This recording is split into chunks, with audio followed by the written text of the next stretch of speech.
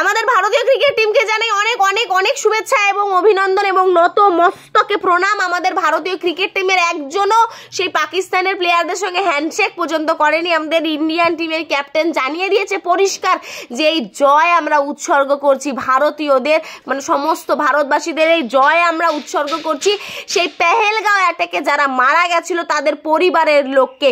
মানে এরকম সুন্দর মানসিকতা, এরকম বুকে সৎ সাহস, এরকম সুন্দর চিন্তাধারা যে একমাত্র ভারতীয়দের মধ্যেই রয়েছে সেটা আবারও প্রমাণিত হলো। একেবারে খেলার ময়দান থেকে শুরু করে নিয়ে যুদ্ধের ময়দান পর্যন্ত 1 ইঞ্চি জায়গা ভারতীয়রা পাকিস্তানিদেরকে ছাড়বে না।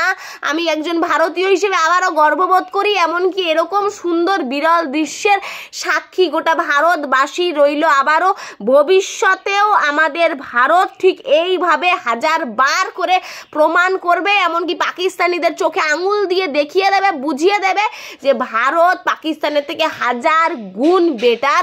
এই ভারতীয় ক্রিকেট টিমকে আমি আবারও জানাই নত মস্তকে প্রণাম। তাদের এই সুন্দর চিন্তাধারা আর বুকে যে সৎ সাহস তাকে কুর্নিশ জানাই আমি।